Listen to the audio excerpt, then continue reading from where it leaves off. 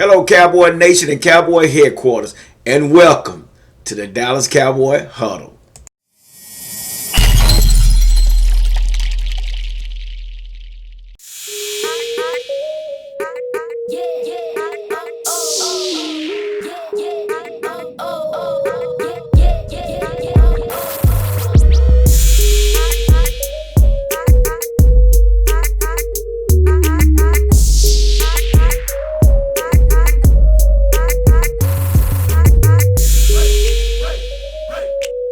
Man, let's talk about some things that no one else is talking about. Let's talk about some of the things that's going on behind the scenes. But before we get started, like I always say, man, I want to thank everybody for subscribing to this channel, following this channel, and being a part of this Cowboy Huddle, man, where we talk nothing but Cowboy talk. So I want to thank you guys for being a part of this. Also, if you haven't hit the notification button, please hit the notification button, because we're in that point now. We're getting ready to start coming back to back with these videos. Any information I get, I'm going to share with you guys. So I'm going to try to be the first to do so. But also, like I say, if it's your first time visiting this channel, welcome. We'd like to invite you to the Cowboy Huddle, where we come together and talk nothing but Cowboy talk, where all the haters are on outside. And you might have some haters that come inside, but maybe we can win them over through some of our conversations. But anyway, thank y'all for being here today, and I promise not to keep y'all long. But let's talk about some things behind the scene that a lot of things are not being talked about. Let's talk about the running back coach. Anybody know who the running back coach is for the Dallas Cowboys? That's right. It's Skip Peete. Skip Peete is back. I did not know this. I was just kind of doing some research, and I realized that Skip Peete is back. He was here when Romo was here. But he's back as our running back coach. He's brought in by McCarthy, which I think that's a great addition, because and also he worked with old Gurley out there at the Rams. So I think this is a really, really good asset as far as his participation and his experience with these running backs. So the question was asked. He was doing his press conference. The question was asked. He was asked about the two running backs, which is Tony Pollard and Ezekiel Elliott. And he was asking him, what did he think about these guys? And he basically said, man, these guys are, something special, basically, in so many words. But then the question was asked, what about Tony Pollard? He said he had been watching Tony Pollard from the time that he drafted one of his teammates, I think a year or so ago.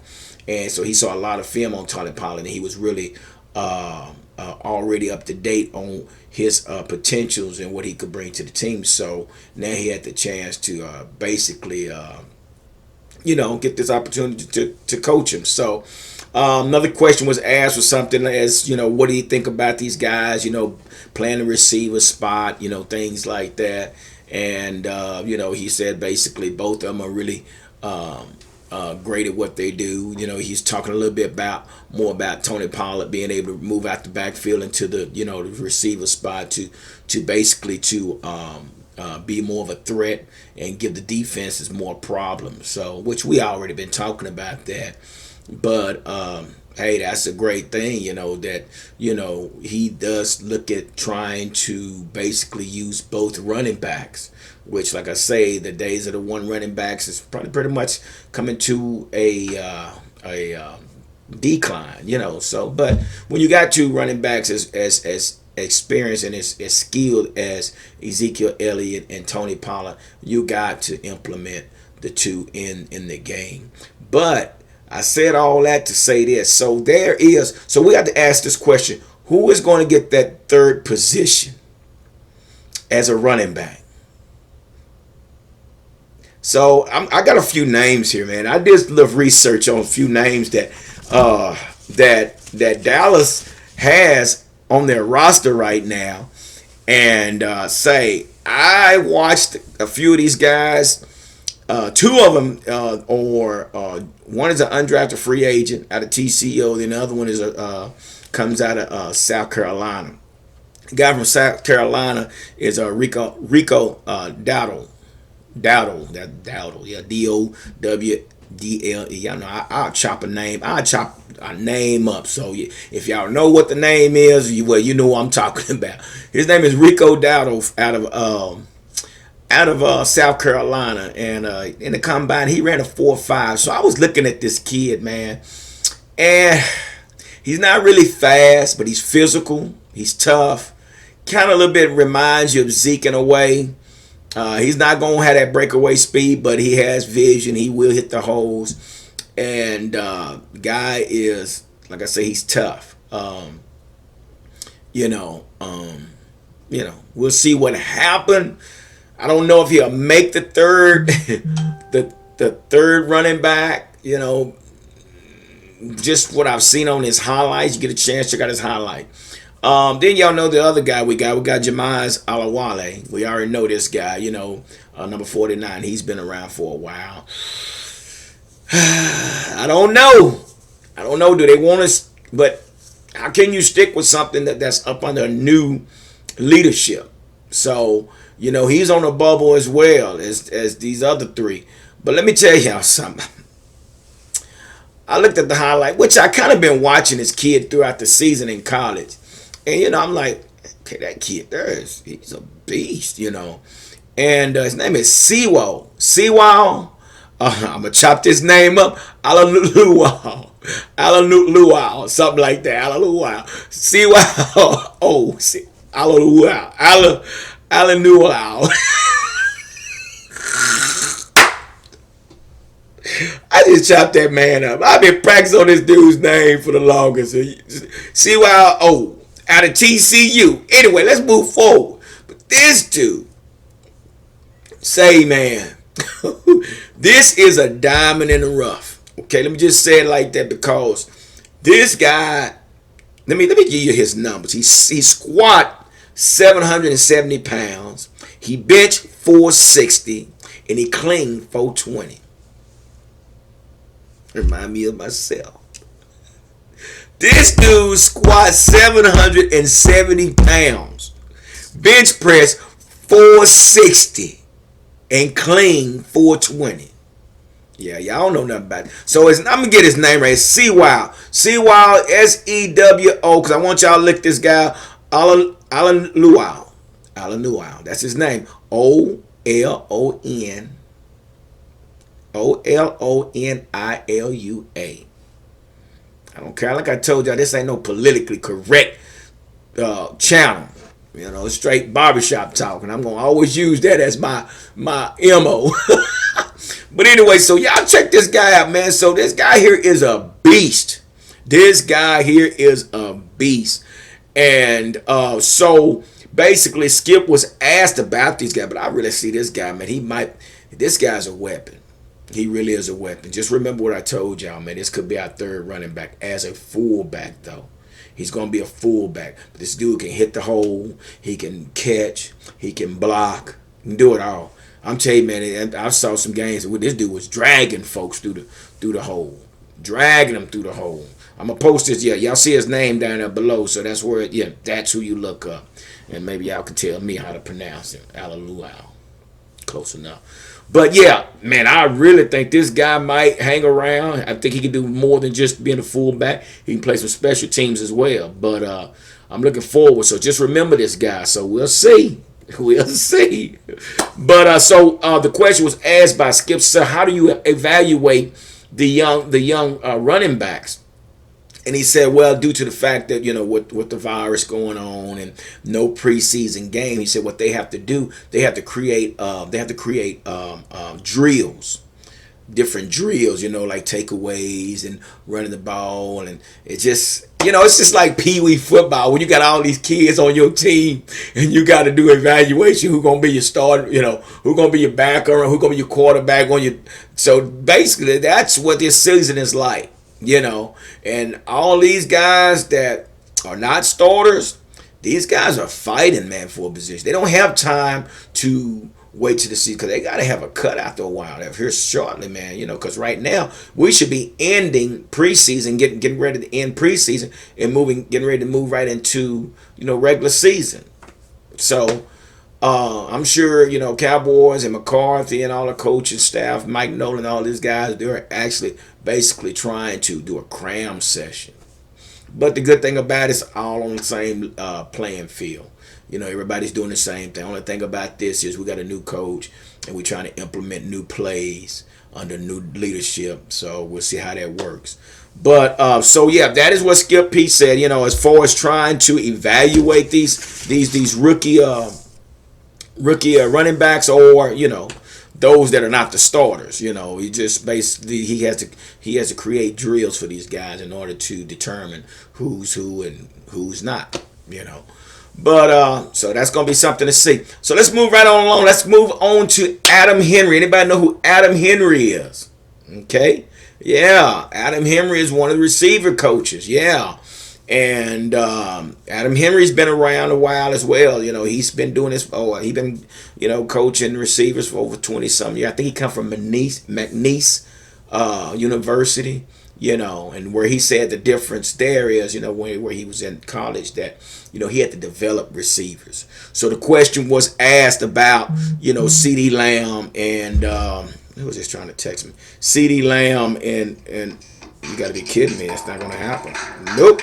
Sorry, can't talk right now. This guy, buddy of mine, he done went and got him a ZL1. I'll talk to him later. As a matter of fact, I'm going to do this like this here, y'all. I'm going to turn this volume down because I apologize. That wasn't supposed to happen.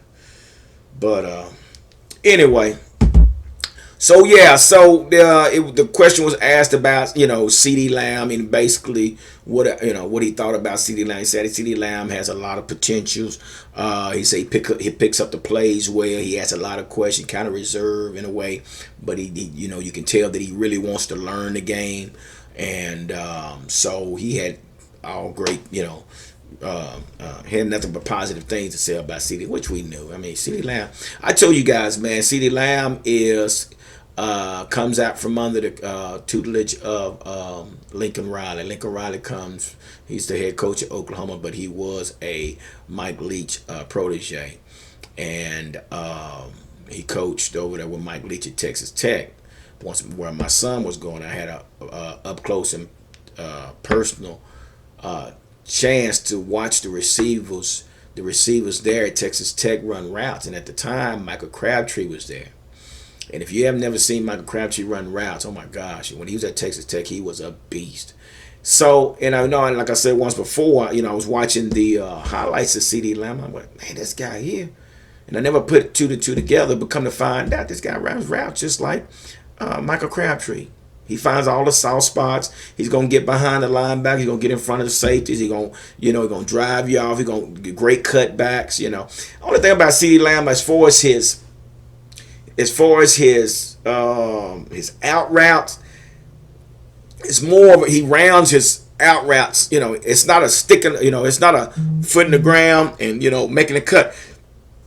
It's more he runs and he just kind of rounds it off. But I guess he drives you off hard enough to where he can round it off. But that's one thing. But he has a lot of similarities to Michael Crabtree, but I think a little bit faster and a little bit taller too. So, but so yeah, he had nothing but good things to say about CeeDee Lamb. But also, he was asked about all three receivers. He said, did you ever think you would have a receiver core with this much talent? He said, it's a great opportunity. He's excited, to have such a receiving core.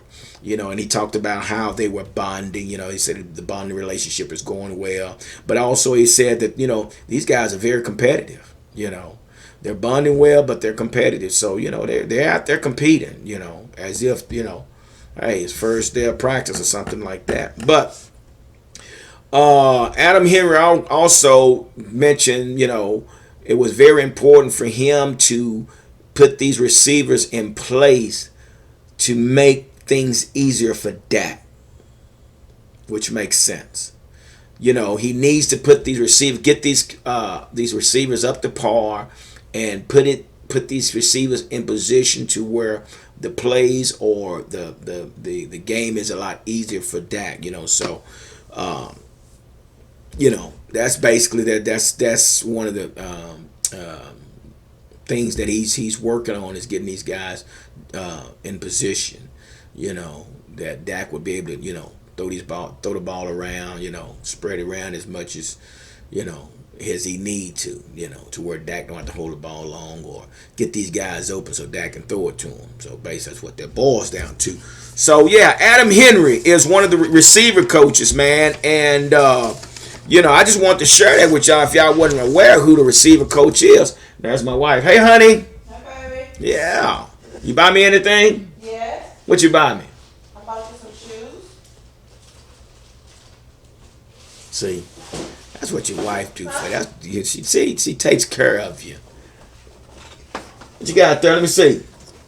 I bought you some shoes so you can't wear tennis shoes. Oh, shoot. Look at here. Pow, how you like me now? Thank you, honey. I appreciate that. You're welcome. Can't wear tennis shoes at work anymore. Yeah, well, I sure can wear those. How about that? Thank you, honey. You're welcome. Yeah.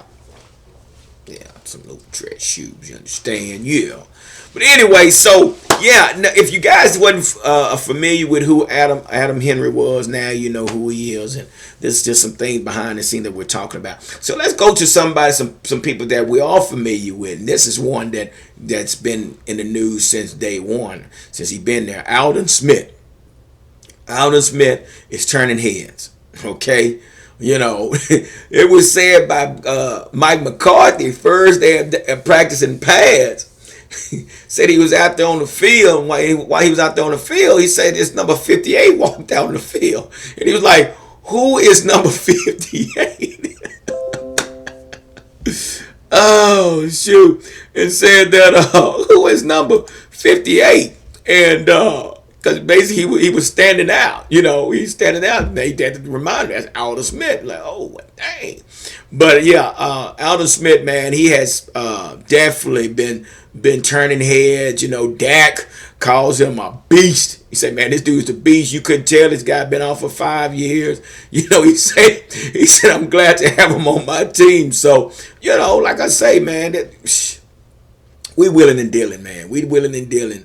And I say it's now or never. Either we put these pieces in places to try to get us on up to this championship game, or it's all for now. But yeah, Aldon Smith is turning heads. He continued to progress and doing good things. And I listened to his press conference. Sometimes the media can basically they can taint your name, or they can discredit your name. But just listen to the brother is a very knowledgeable brother, very educated brother. It's just being young, you get caught up in some situations that you probably regret later. So it's just a blessing that this young man has a chance to get another chance to get on the field. So, but listening to him, man, real intelligent kid, man, and I can appreciate that, and I can accept the fact that we do all make mistakes and we learn from them. So hopefully that has been the case. And which real quick, man, I didn't know. Come to find out, Lyle Collins, the reason he was in a car crash. Lyle Collins was in the car crash, but said he was okay. But at the same time, I was always wondering what was going on with Lyle Collins. Well, he's in a car crash, and he's out for a while. I don't know what happened. I don't know if it's a hush thing, but that's where we are.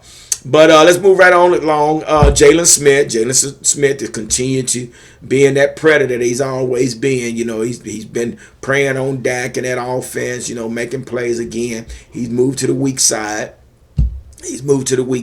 And which basically he's going back to his college days. So he's going to be coming off that edge and driving back in coverage. So it's a plus.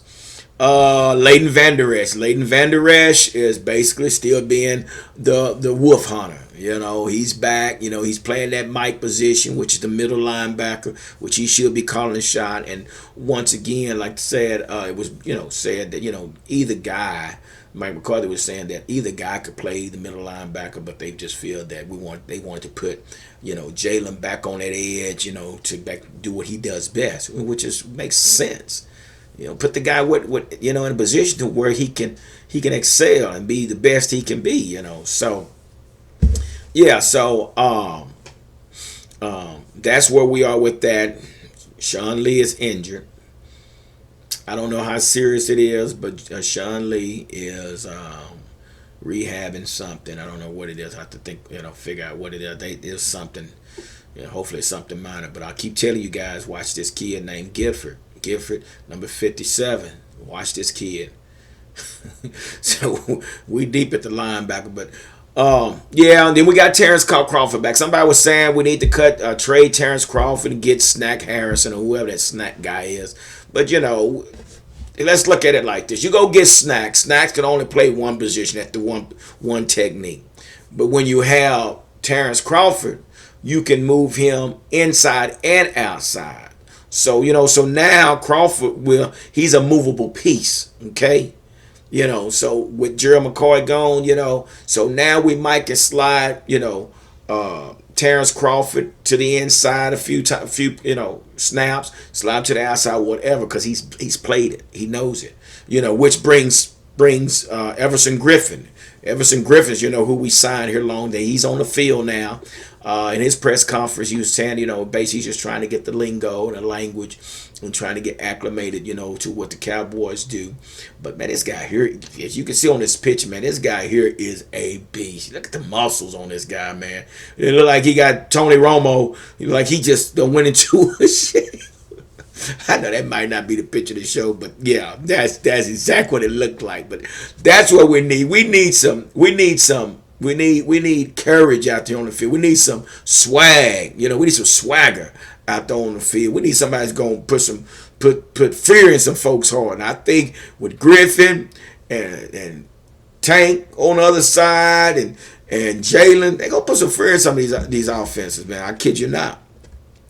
So yeah, Everson Griffin is the latest addition. Come to find out, his dad and his uncle are a big-time Cowboy fan, in which he mentioned as well that he's a Cowboy fan. He's always been a Cowboy. Don't want to play with the Cowboys, since he can remember. But that's how he got his name. He was actually named after Everson Walls. How about that? He was named after Everson Walls, man, which I thought about. I said, man, this guy named Everson. First thing I thought about, Everson Walls. And sure enough, his dad named him after Everson Walls. So, which, that's cool, man. So let's move right along, man. Let's talk about something. We talked about the linebacker. We talked about the D-line. We know about the safety, but let's talk about these cornerbacks. Ooh. Let's talk. Say, this cornerback this year, man, they deep. And we don't know who's going to play where. Now, out of the group, we know Anthony Brown is probably one of the most Anthony Brown to me is the most solidified corner there is on this squad right now at the cornerback position. But at the same time, Anthony Brown is one that he started slow, but he came around and, he stepped up, and he just re-signed a new contract, so he's on cruise control. But it really it really boils down to Cheeto Awezier and Jordan Lewis. It really boils down to these two guys. These two guys are on their last year of their contract, so they definitely got something to prove. This is their time to shine. Jordan Lewis, I love Jordan Lewis, man. As far as how he played against the Saints, man, I mean, he won that during Game 4. And Cheeto Awezier, I think it's safe to say he might move to the safety position. I'm not sure. 3 years done come by, man, done passed us up, and your name's still up in the air, But, these two guys have something to prove. Along with Daryl Worley. Daryl Worley was one of those bargain deals that we got. Daryl Worley, he's a veteran that, I think that can probably contribute somewhere. But as far as being a starter, not sure. CJ Goodwin came along. I think it was last year. I seen him a few times, Okay, CJ, I saw him and make some plays, but, I didn't see it on a consistent basis, but I did see some good things with CJ Goodwin, so we'll see what goes on with that. But remember, we got two guys that we drafted, Trayvon Diggs and Reggie Robinson. Trayvon out of Alabama and Reggie out of Tulsa. These guys are going to put the pressure on Jordan Lewis and Cheeto. These are two guys that's going to put the pressure on Cheeto and Jordan Lewis. I'm just saying. But now there's been told, I saw some highlights where Trayvon Diggs was doing a few punt returns on special teams. So if he don't start, and there's a possibility that he might be at that punt return, which I think he's a lot better than Cedric. I don't know why they keep wanting to put Cedric Wilson as a punt return. The guy moves like molasses in January. It's like he has molasses and shit. I'm like, oh my gosh, he ain't made to the 20-yard line yet. God almighty. Oh, this guy is slow. I don't know what it is. It just there's no spunk behind this guy, you know. So I don't know, man. It's just we're gonna see what happens, man, and what's yet to come, because we're on this countdown, man. We're getting ready for the 2020-21 season. You know, amidst all this drama that we got going on, but I'm excited to see what we're going to put on this field. But it is also good to know that we're up under new leadership, someone like Mike McCarthy and his coaching staff, because if anybody can do it, I really believe that he's the one that can probably pull this thing out. So I'm not going to hold y'all any longer. I know it took some time, but it's a lot going on. But I'm going to try to come back to back and try to keep you guys updated what's going on. But we are getting closer to the season. So with that being said, like I always say, don't nothing come to a sleeper but a dream. So let's make it happen.